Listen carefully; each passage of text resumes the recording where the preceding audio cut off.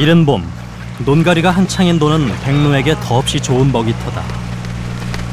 농경지 주변에서 농부들과 함께 살아가는 새. 예로부터 백로는 마을의 복을 부르는 길조로 알려져 있다. 백로가 살다가 뜬다. 뜨면 거긴 망하는 거예요. 좋지, 부자 된대대 동네에서 부자가 된다는데. 작은 물고기를 먹고 사는 백로는 강가나 논에서 먹이를 구한다. 목이 긴 중대 백로는 50cm나 되는 긴 목을 이용해 물고기를 잡는다. 논밭을 일구며 살아가는 농촌 마을.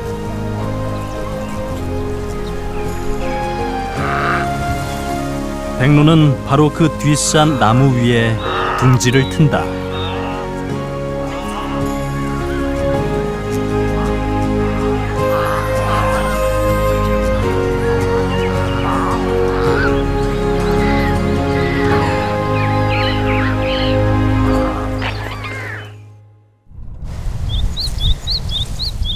지난해 3월 말, 용교리 뒷산에 첫 손님이 찾아왔다. 백록과에 속하는 새, 외가리다. 외가리는 몸 길이가 90cm가 넘는 대형 조류로 우리나라에서 여름을 나는 여름철 새다. 숲을 찾은 녀석들의 하루는 바쁘다. 산란기를 앞두고 둥지를 마련해야 하기 때문이다.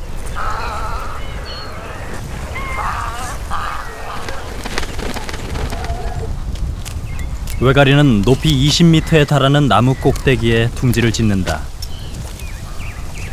둥지를 만드는 데 필요한 나뭇가지는 보통 600개, 많게는 1000개가 넘는다. 덩치가 큰 외가리의 둥지 폭은 무려 50cm. 둥지가 완성되면 본격적인 짝짓기에 들어간다.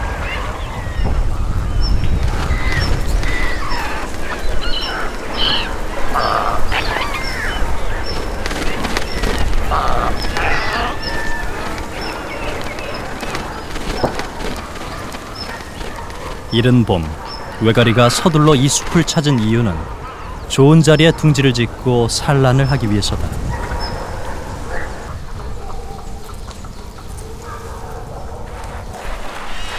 봄이 오면 농부들의 손길도 바빠진다.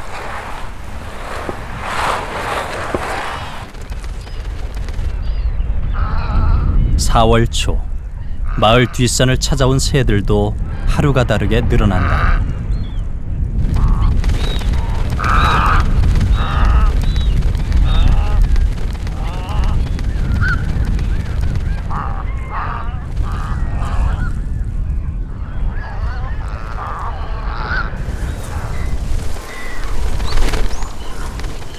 외가리의 뒤를 이어 찾아온 손님은 중대 백로다.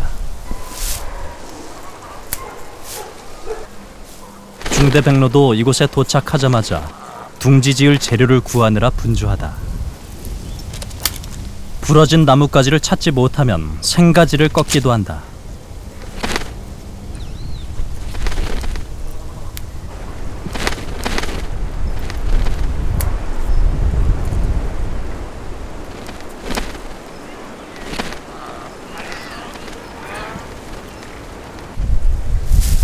외가리보다 조금 작은 중대백로는 외가리 둥지 아래쪽에 폭 40cm 크기의 둥지를 짓는다.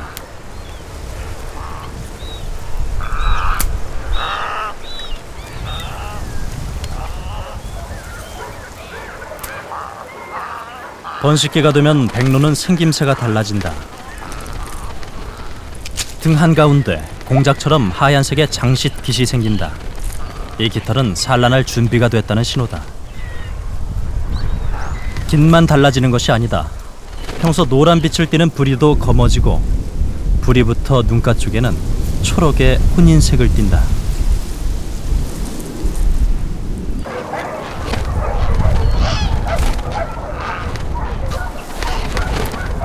수컷들 사이에서는 암컷을 차지하려는 경쟁이 치열해진다.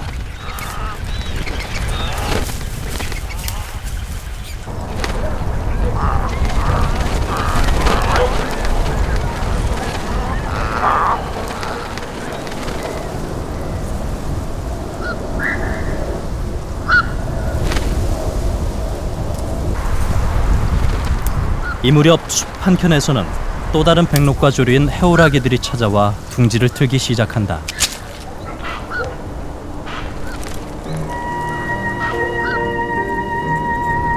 제일 먼저 이 숲을 찾아와 짝짓기를 한 외가리는 다른 종보다 먼저 알을 품기 시작했다.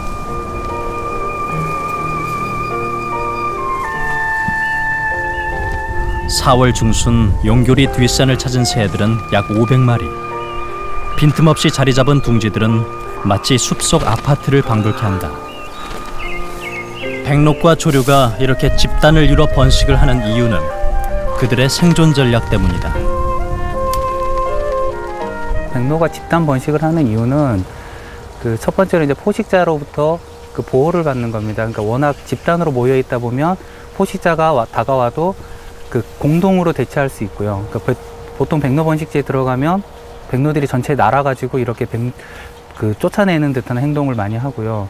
그다음 그렇고 또 워낙 같이 보여줄 수 있는 종이 많기 때문에 포식자가 와도 내가 이렇게 포식당할 확률이 줄어드는 거죠. 자기 개체 입장에서는 그런 면이 있고, 또 하나의 이제 집단 번식을 하는 이점은 이 백로가 바로 이 번식하는 장소에서 먹이를 구하는 것이 아니라 반경 수킬로미터 내로 날아가기 때문에 그런 먹이 스터에 대한 정보를 서로 교환할 수 있다는 거죠.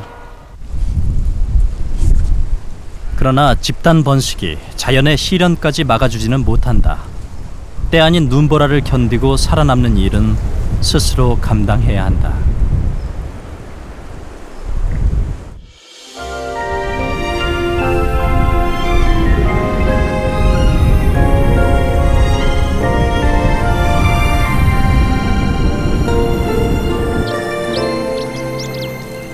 용교리 뒷산에서 2-3km 거리에 있는 남한강.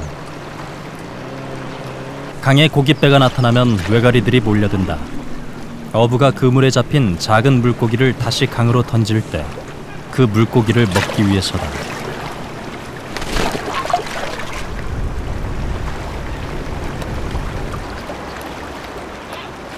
중대 백로의 긴 목은 강가에서 사냥을 할 때 유용하다.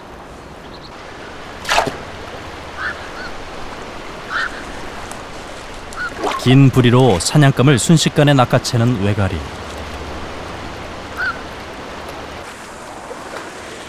사냥에 성공한 외가리는 쏜살같이 둥지로 돌아간다.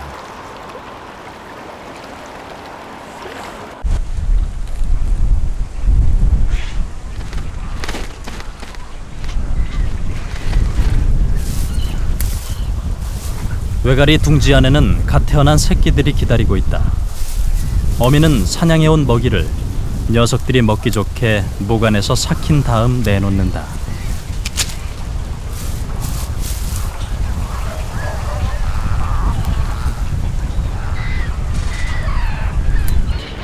외가리 새끼가 알에서 깨어날 즈음 중대백로는 여전히 알을 품고 있다. 숲에 도착한 시기에 따라 둥지마다 알을 품고 새끼가 태어나는 시기도 조금씩 차이가 난다. 제일 먼저 이 숲에 둥지를 튼 외가리 둥지. 새끼들이 제법 크게 자랐다. 알을 품은 지 30일. 중대백로도 알에서 새끼가 깨어나기 시작했다. 새끼가 알에서 깨어나면 어미는 먹이를 마련하느라 부산하다.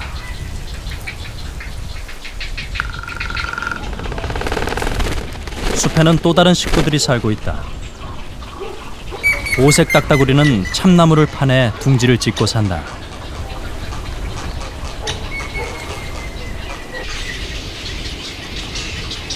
뒷산에는 산토끼도 살고 있다.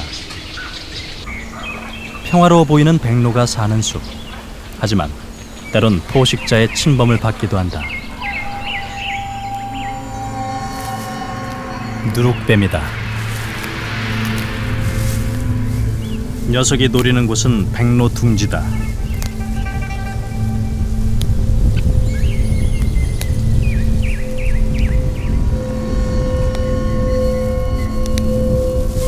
둥지 안에는 부화한 새끼 2마리와 미처 부화하지 못한 알이 2개나 남아있다.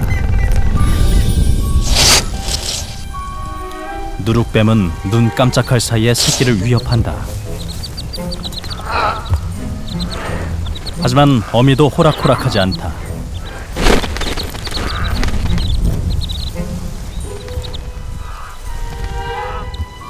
어미는 날카로운 부리로 뱀을 쪼아댔다. 백로의 칼끝 같은 부리 앞에서는 뱀도 속수무책이다. 새끼를 키우는 새 둥지에서는 흔히 일어나는 일이다. 포식자로부터 새끼를 보호하는 것은 오로지 어미의 몫이다.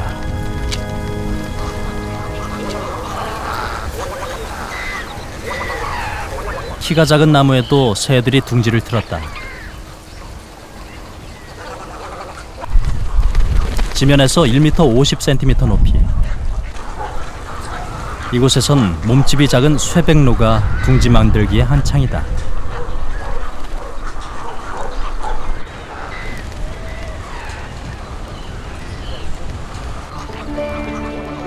중백로도 찾아왔다. 쇠백로보다 몸집이 약간 큰 중백로는 발이 노란 쇠백로와 쉽게 구별된다.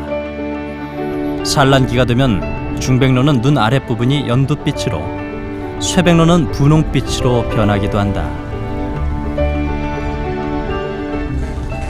쇠백로 둥지 옆에는 다른 종류의 백로가 둥지를 틀었다. 깃털이 노란 황로다. 황로는 몸 길이가 50cm 정도인데 몸에 비해 부리가 짧고 굵은 편이다. 황로도 알을 품기 시작했다.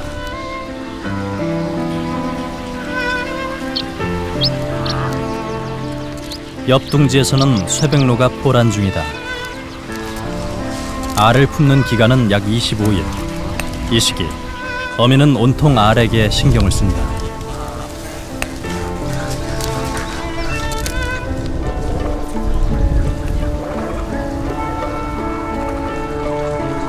(1~2m) 높이의 나무가 있는 곳에는 이렇게 황로와 쇠백로, 중백로 둥지가 한 동네를 이룬다. 둥지 사이 간격은 불과 7~80cm. 더 이상 둥지가 들어올 틈조차 없다.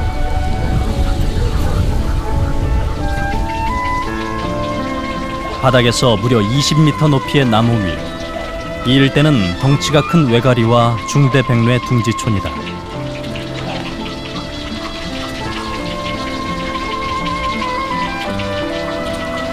매년 용교리 뒷산에 산란을 하러 오는 백록과의 조류는 모두 6종. 몸집의 크기도 서로 다르다.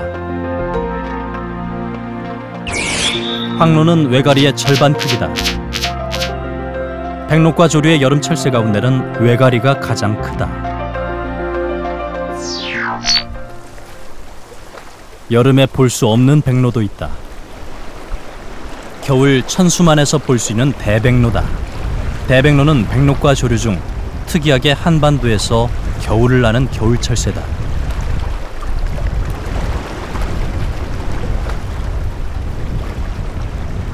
국내에서 겨울에 보이는 백로들은 대부분 거의 99% 이상이 대백로입니다. 일부 우리나라에서 번식을 한 중대백로가 겨울에 남아있긴 하지만 그 숫자는 아주 적고요. 대부분이 대백로인데 재미난 것은 이 대백로는 우리나라 겨울철새라는 겁니다. 번식기를 우리보다 북쪽에서 번식을 하고 한국에 내려오게 되는데, 문제는 아직까지 대백로와 중대백로에 대한 분류가 정확하게 이루어져 있지 않다는 겁니다. 대백로는 외가리보다 오히려 약간 큰 편이다.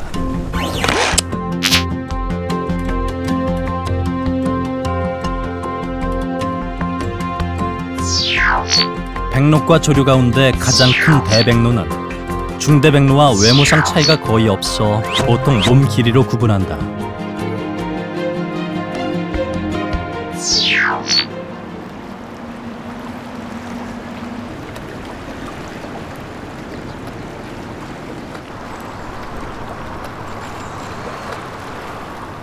봄빛이 완연해진 5월.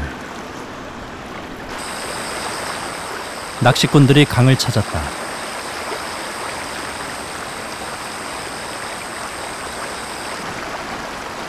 이 무렵 강가는 새들의 사냥 경연장이다. 중대백로는 긴 목을 이용해 먹이 사냥을 한다. 얕은 강가에서 물속을 걸어다니며 물고기를 찾는다.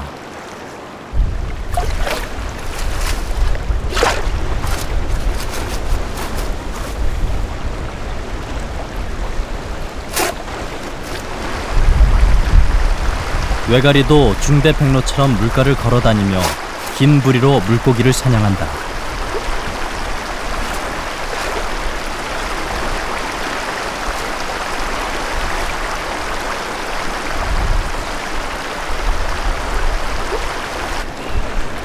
대부분의 백록과 새들이 노리는 먹이는 얕은 하천의 작은 물고기다.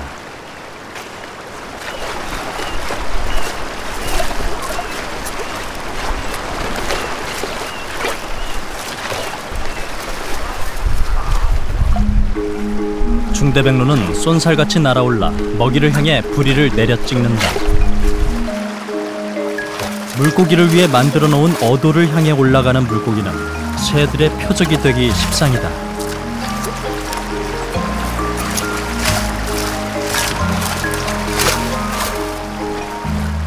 물고기를 발견한 중대백로는 긴 목을 마치 릴락시처럼 내던져 사냥감을 낚아챈다.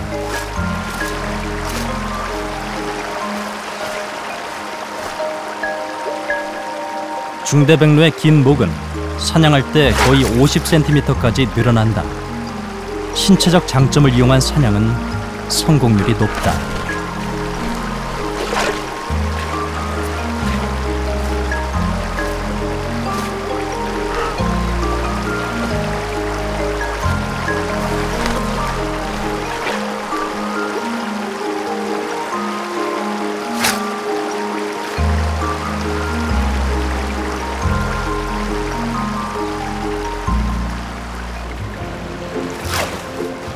중대백로보다 약 30cm 정도 작은 쇠백로의 사냥법은 중대백로와 다르다. 물 위를 낮게 날면서 물고기를 따라다니며 먹잇감을 찾는다.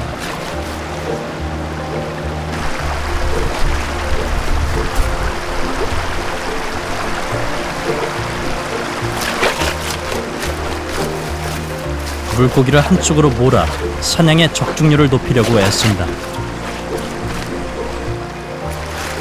덕분에 녀석은 큰 물고기를 잡았다.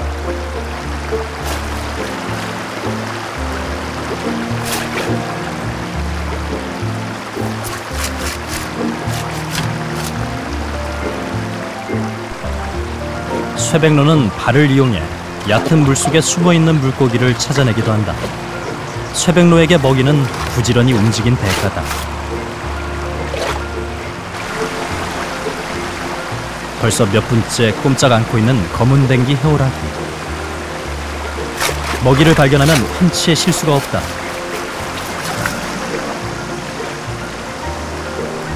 해오라기류의 먹이는 물고기나 곤충이다.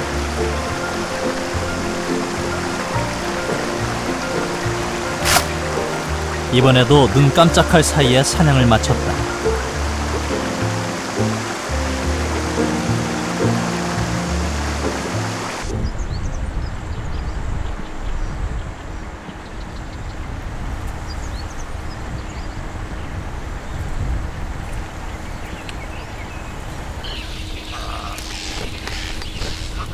뒷산 나무 위 둥지는 하루가 다르게 식구가 늘어간다.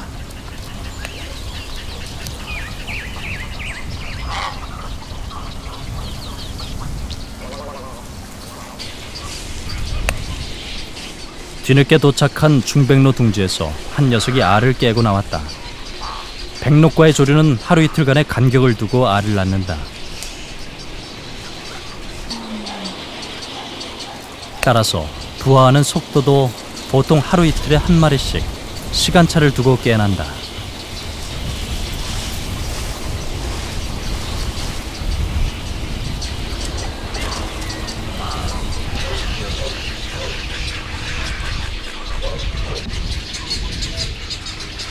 강한 봄볕에 어미의 할 일이 늘었다. 알이 상하지 않도록 햇볕을 가려 적정 온도를 유지해 줘야 하기 때문이다.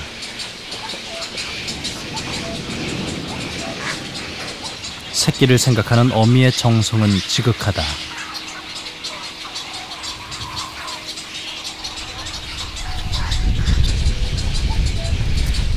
처음 태어난 새끼는 어미의 먹이를 혼자 독차지한다.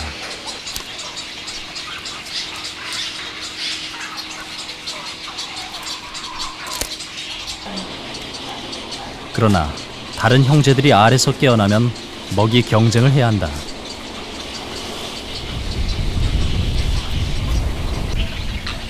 먼저 태어난 새끼는 그만큼 덩치가 크기 때문에 먹이 경쟁에서 유리하다.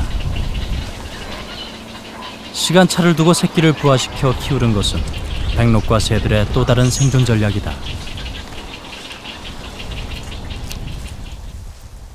비동시 부화의 그 장점은 뭐냐면 주변 환경이 만약에 그 먹이 환경이 안 좋아졌거나 그럴 때 새백로 같은 경우 알을 6개를 낳는데 6마리를 다 키워내기가 어렵습니다. 외가리 같은 경우 최대 4개까지 낳는데 마찬가지고요. 그러면 마지막 새끼는 포기를 하는 거죠. 비동시 부화를 함으로 인해서. 그래서 가장 먼저 태어난 애들이 먹이를 먼저 받아 먹으면서 잘 클 수 있도록 하는 그런 그 장점이 있습니다.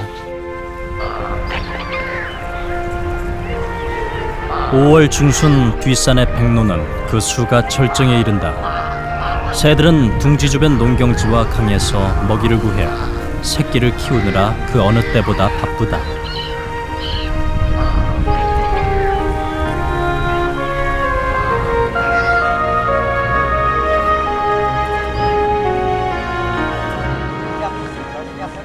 모내기철, 농부들의 손길이 바빠진다.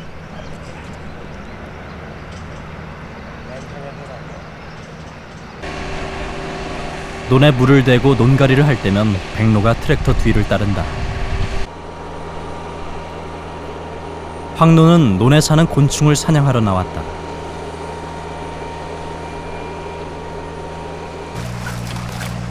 곤충을 주로 먹는 황로에게 논가리는 더없이 반가운 일이다.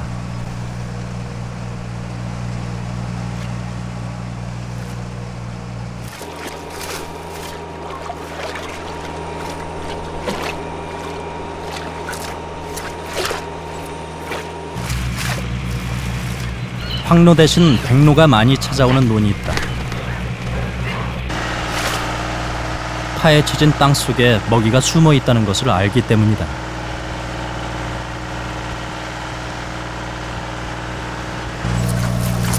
논에 사는 미꾸라지와 작은 물고기가 백로에겐 최고의 먹잇감이다. 모내기철 백로가 많이 찾아오는 논은 그만큼 생태계가 살아있다는 증거다. 마을 뒷산에 둥지를 틀고 사람들 곁에서 살아가는 백로. 백로가 농촌 마을을 찾는 데는 이유가 있다. 백로가 주로 먹이는 주로 강이나 하치나 논에서 먹이를 찾아야 되는데, 그러려면 당연히 우리 인간이 농경지를 이용하는 지역이 필요하다는 겁니다. 우리가 농경지라고 하는 것은 옛말에 집이 있고 바로 집 앞에 논이 있다고 하지 않습니까? 그러면 그 논이 있는 지역을 찾아가다 보면 당연히 인간 주변에 모여들 수밖에 없겠죠. 그게 첫 번째 이유이고, 두 번째는 그들이 사람의 주변에 둥지를 틀므로써 또는 서식을 함으로써 인간을 통해서 다른 위험한 포식자로부터 일정 부분 보호를 받을 수가 있다는 겁니다. 그래서 아마도 그런 첫 번째 이유와 두 번째 이유로 인해서 우리 인간 주변에 백로들이 계속적으로 남아있는 것이 아닌가 생각됩니다. 풍부한 먹이 덕분에 용교리 백로 둥지는 하루가 다르게 새끼들이 자란다. 새끼가 자라면 어미는 먹이를 삭히지 않고 통째로 물어다 먹인다. 먹이 먹는 연습을 시키기 위해서다. 형제 가운데 제일 힘센 녀석이 어미가 가져온 개구리를 욕심껏 차지했다. 하지만 통째로 삼키기에는 아직 무리다.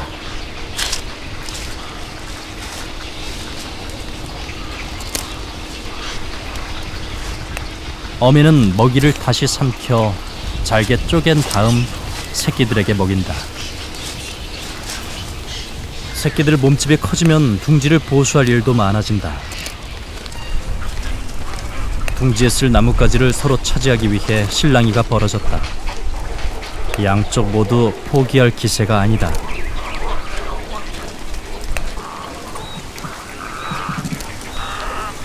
팽팽한 긴장감이 감돈다.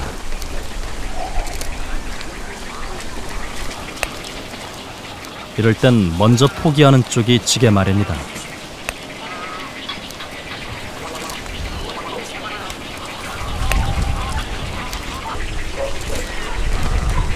새끼들이 자라면서 둥지안은 먹이 경쟁이 치열해진다.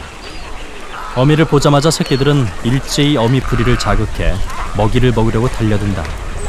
하지만 언제나 먹이는 그중 가장 힘센 녀석 차지다.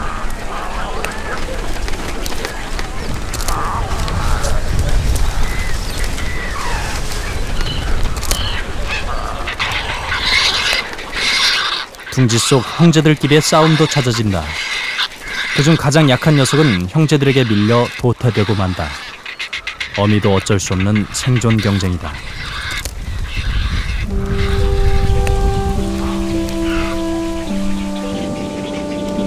결국 둥지에서 제일 마지막에 깨어난 새끼는 둥지 아래로 밀려났다. 끝까지 발버둥 쳐보지만 끝내 녀석은 목숨을 잃고 말았다.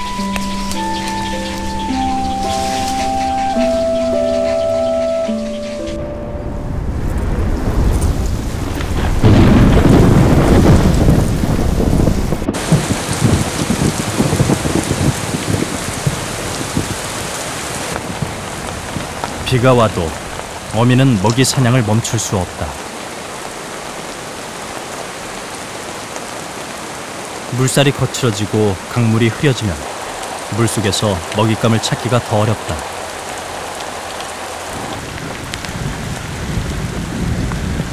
뒷산의 둥지도 모두 젖었다.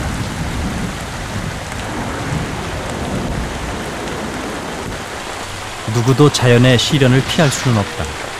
하지만 둥지 밖 세상에는 이보다 더한 시련이 기다리고 있다.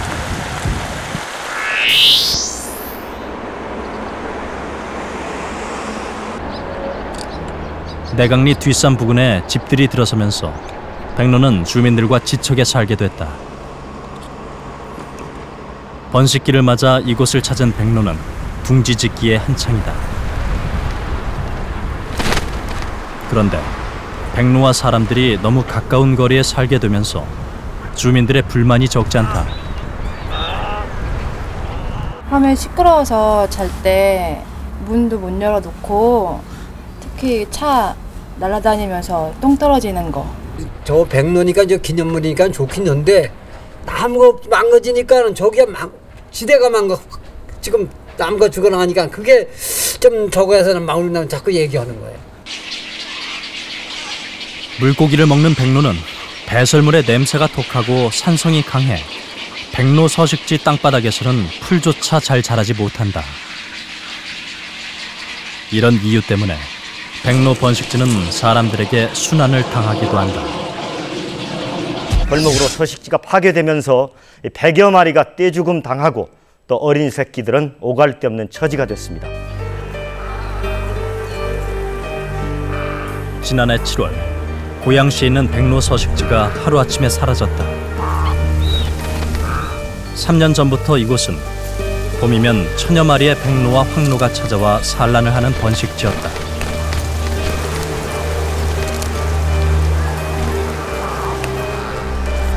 그런데 땅 주인이 15,000여 제곱미터의 야산에 벌목을 하면서 잣나무와 느티나무가 베어졌다.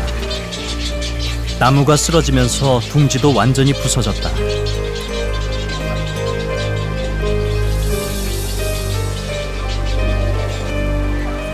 둥지가 파괴되자 그곳에 있던 새들마저 참변을 당했다.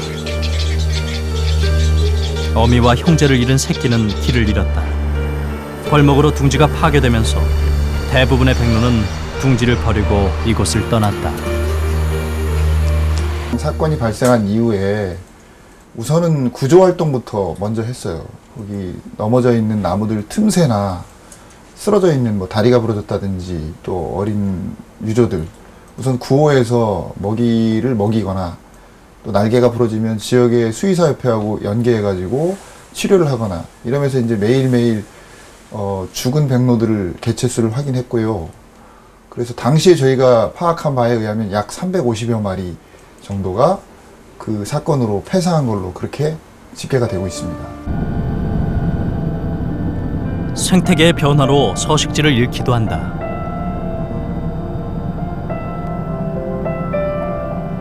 외가리와 백로 번식지였던 팔당호 족자섬. 그러나 지금 이곳 중심부는 가마우지가 차지하고 있다. 외가리 둥지로 뒤덮여 있었지만 이제는 가마우지 둥지가 더 많다. 1m에 이르는 외가리를 위협할 정도로 가마우지는 텃세가 심하다.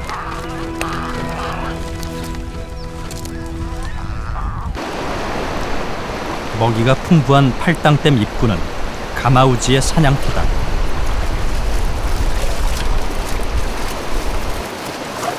가마우지는 능숙하게 잠수를 해서 물고기 사냥을 한다. 가마우지처럼 잠수를 하지 못하는 외가리는 물가에서 사냥감을 노리고 있을 뿐 먹이 사냥에서도 가마우지를 당할 수 없다. 이곳에 사는 외가리는 새끼를 키우는 게 더 힘들 수밖에 없다. 살던 곳에서 밀려난 새들은 새로운 번식지를 찾아 나선다. 팔당댐 상류, 수심이 얕은 이 일대는 물가에 둥지를 짓는 뿔론병아리 같은 조류가 서식하는 곳이다.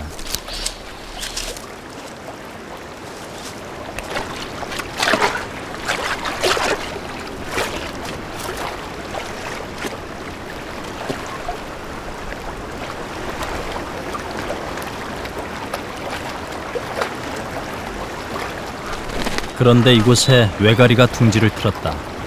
수초 위에 지은 둥지다. 이 둥지 속에서 어미는 새끼를 키우고 있다.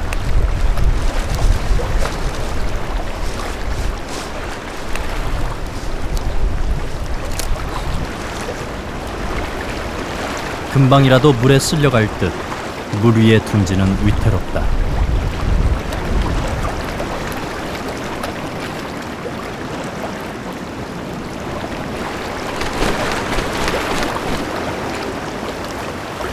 그런가 하면 또 한쪽에는 다른 외가리의 둥지가 있다.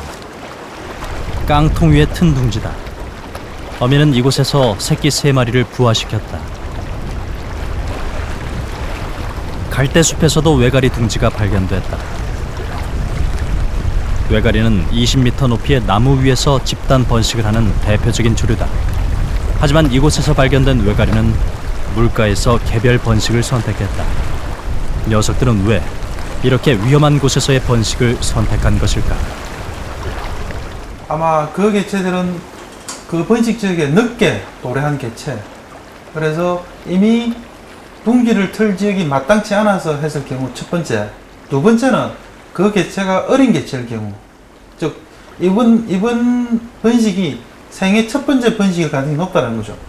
그러다 보니까 미숙해서 세 번째는 번식지에서 경쟁이 너무 심하게 발생하는 겁니다. 번식지 면적은 좁은데 번식해야 될 개체들은 많고 그래서 그 경쟁에서 밀려서 아마 그쪽으로 도태되어져 나온 것이 아닌가 이렇게 한 3가지 정도로 추측을 해볼 수 있을 겁니다. 여름, 장대비가 내렸다. 갑자기 불어난 강물은 물가에 사는 생물들에게 가장 큰 위협이다. 한바탕 장대비가 쓸고 간 팔당댐 상류, 외가리 둥지는 어떻게 됐을까?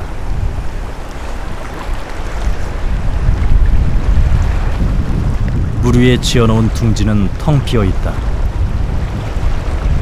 새끼들 모두 강물에 쓸려가 버린 것이다.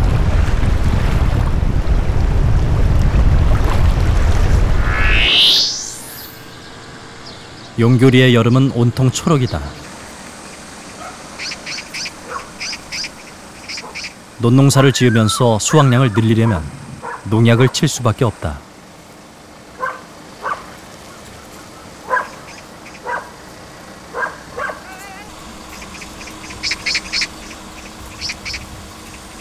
백로의 먹이는 논에 사는 물고기다.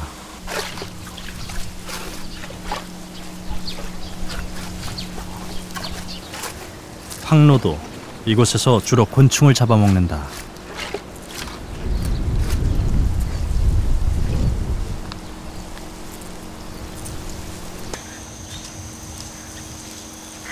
여름철이면 거동이 불편한 백로를 자주 볼 수 있다.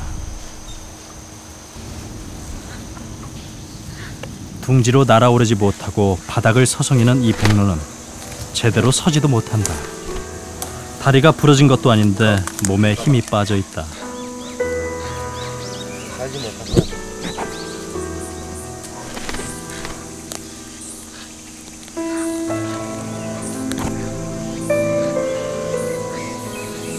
백로에게 무슨 일이 생긴 것일까?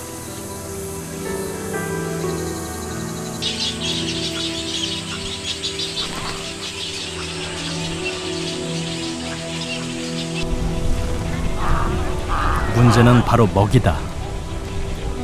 농약에 중독된 물고기는 특히 어린 새들에게 치명적이다.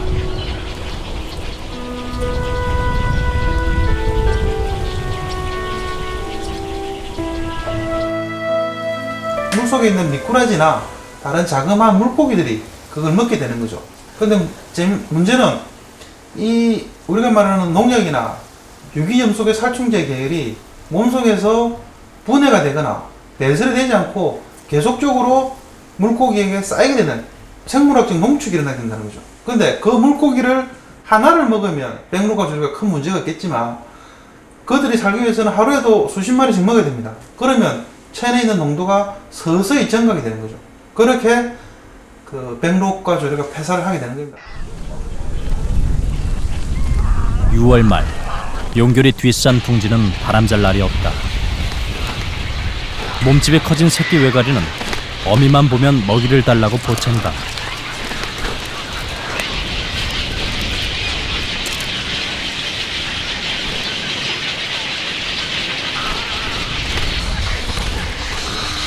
백로 둥지의 새끼들도 둥지 밖으로 나와 어미를 찾는다.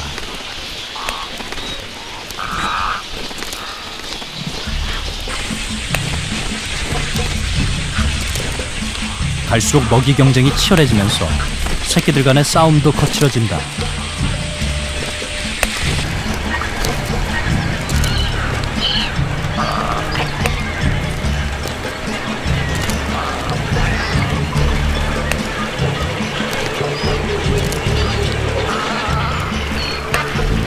서로의 영역을 침범하기라도 하면 백로와 외가리 사이에도 싸움이 일어난다.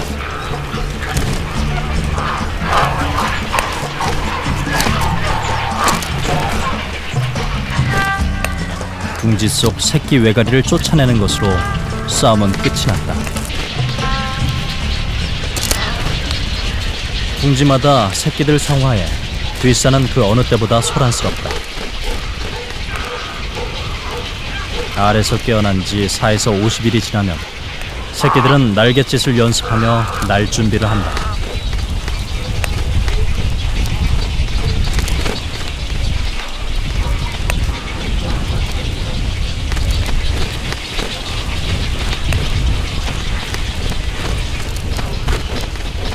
새끼 해오라기도 날갯짓이 한창이다.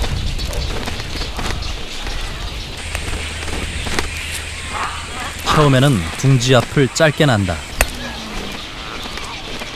이렇게 조금씩 나는 연습을 하면서 멀리 나는 법을 배운다.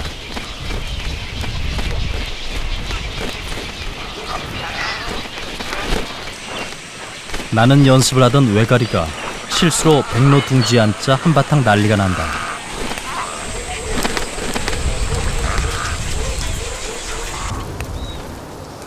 알에서 깨어난 지 2달.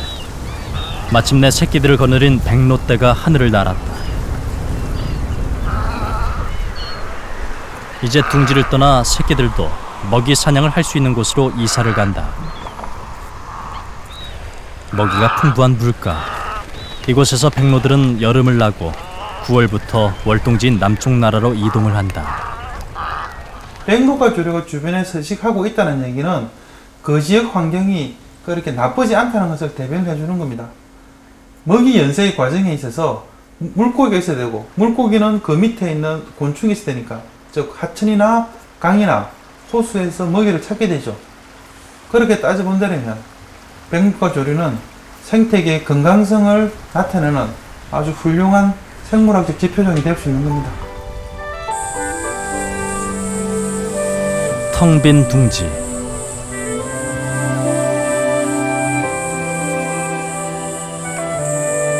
백로가 떠난 숲은 적막하기만 하다.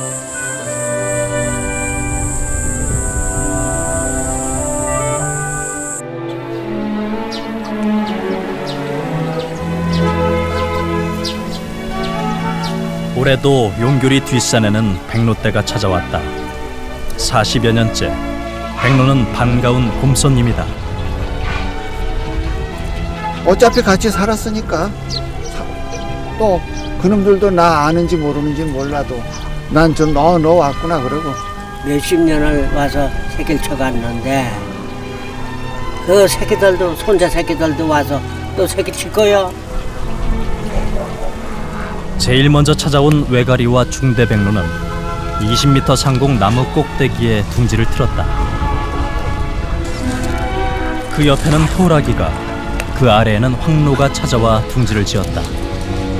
지금 용교리 마을 뒷산에는 백로가 집을 짓고 새끼를 키우고 있다.